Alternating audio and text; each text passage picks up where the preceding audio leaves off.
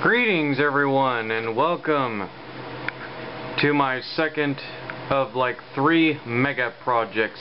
Sorry, I'm trying to work on this. This is the second out of 3 mega projects. The first one being the Asgard edition for Thor. And with June 17th nearly kind of almost upon us in a couple of weeks, I thought and debated, should I do this?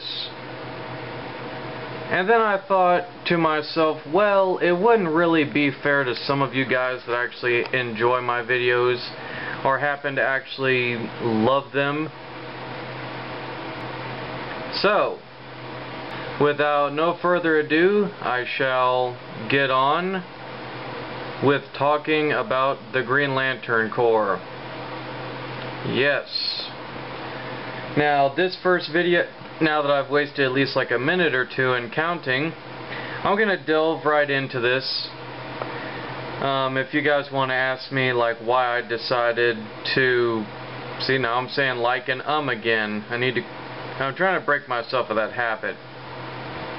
You know, trying to practice for in case I want to do public speaking. But you guys can ask me all that personal stuff when you're in the comment box and on a different time. But anyway, the history of the Green Lantern Corps. The Green Lantern Corps span according to a lot of the research that I did, they explore over 36,000 different universes, constellations, and planets. Now, to give you guys a history of the Green Lantern Corps, the Corps was formed by the Guardians of the Universe, who I will be talking in this special as well. Originally, the Manhunters were created to be kind of like the law enforcement, to be the law enforcement unit of each of these sectors. However, the Manhunters had a faulty program, shall we say, in all of their robotics. So what ended up happening to them, I guess the best way to put it, they were programmed to be a little too perfect. And they ended up started arresting people for no apparent reason. And sometimes they would even go too far and actually start killing people. Like there was one criminal that was reformed. Well, seeing his track record, the Manhunters still tried to arrest him, and they murdered him in front of his own family. They even went as far as to actually punch his only child in the face right in front of him. And when his wife resisted, she was killed too, and the kid was left an orphan. Now, that may or may not have happened, but still, I'm just saying, there's so many different variables on what happened, but being distraught over this, the Guardians of the Universe decided that they wanted to create a new intergalactic police force. And out of that came the Green Lantern Corps. Because channeling the emotional willpower, channeling the emerald energy of willpower, I am completely messing this up, I'm sorry. Okay, harnessing the emerald energy of willpower, they created a set of rings. And these rings depend upon a person's own willpower and their imagination. And the Guardians sent all these rings throughout many of the different sectors and galaxies. And I could sit here and talk about every Green Lantern Corps member, but that would take till like next year, until presumably next year. So I'm going to go ahead and kind of name off a couple of the Green Lantern Corps members. The one that I like the most is Mogo, which is basically an entire planet with a lantern battery core built into him, built into his core. So one of the Green Lanterns is basically a whole entire frickin' planet. And there are various others. There's Kilowog, who I'm going to be talking about next. Tomari, a character that I'm going to talk about after Kilowog. Sinestro, of course, the very first, human Green Lantern, Hal Jordan. And then after that, Kyle Rayner, John Stewart, Guy Garner, who I've talked about. And many, many others. There have been many different lanterns from many different sectors of the galaxy. Some you'll know, some you won't know, and there's even the Alpha Lanterns. I could go on and on how many Green Lanterns there are, but basically every sector of the universe has a Green Lantern. And the rigorous test that the Guardians put the Green Lanterns through is simply, number one, you have to be without fear. Or you have to be able to overcome great fear. And the second test is that you must be someone pure of heart. You must be very courageous and honest. Those are the two demanding tests. Now some of you are saying, well, Kyle Rayner isn't exactly the most courageous guy. Yeah, but like Hal Jordan, he's able to overcome great fear. And though he's not the most courageous person, the fact that he willingly took the ring and wanted to learn to be a Green Lantern, that in itself I think is a great and admirable thing. And the Green Lantern Corps, they are dispensed throughout many different galaxies, as I've stated. I'm kind of repeating myself here. There's not really much to honestly say about the Green Lantern Corps. Pretty much that's a basic origin of how they got formed. They were the replacements for the Manhunters. And it is because of this that the Manhunters have great animosity towards the Green Lantern Corps, as does the Sinestro Corps, the Yellow Lanterns as they're called, and many others. The Green Lantern Corps are set for honesty and justice. A Green Lantern is never to take the life of a criminal.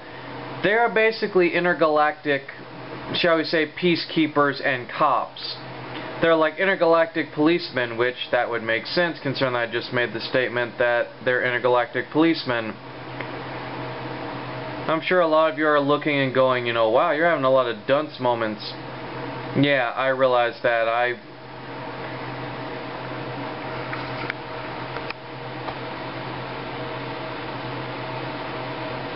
can't really think of any interesting facts, really. But the Green Lanterns, actually no, one fact I can tell you guys really quick is that on the planet Oa, the Green Lanterns actually have a training ground, a mud pit that they use to train without the use of their rings. And I like that because it helps, because if a Green Lantern ever loses his ring, he will be able... Sorry about that, the video cut off. However, I used that break to refresh myself. And I guess to try to put a lid on my bad attempt here and try to bring it back. As I said, the Green Lantern Corps was formed after the Manhunters kind of went a little bit too far. The Guardians harnessed the Emerald energy of willpower, and the Green Lantern Corps was formed. And the rings were sent out.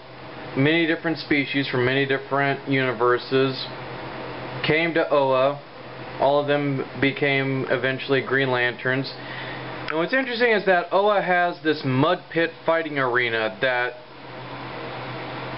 the Lanterns can use, especially newbies, or poozers, as Kilowog likes to call them.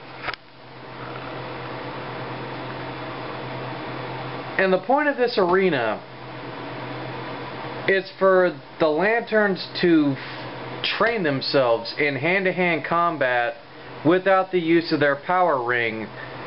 And that's a very great idea, because when you become way too reliant on what brings you to the dance, kind of like Tony Stark did with his Iron Man armor, you kind of become useless. So I think that's a very good thing that every once in a while they'll show the Green Lanterns fighting without their rings and showing that they're not completely helpless. That some of them are very good fighters. Kilowog, I know for a fact, is a great fighter, because they've shown him fight without the use of his power ring, and he's whooped ass. I'm not even going to lie about that. But the Guardians train the Green Lanterns to fight without the use of their power rings, and then train them to be able to use their rings. And one of the many things that people ask is about the Hokey Oath. You know, like, why do they always say the oath? Well, the oath is kind of a symbol of not only concentration. When they say the oath, not only does it focus all their energy, you know, all of their mental concentration, but in saying the oath, it kind of recharges their rings, especially if they're right in front of their, you know, power batteries, their mini power batteries that they use, the Lantern of Power, whatever you want to call it.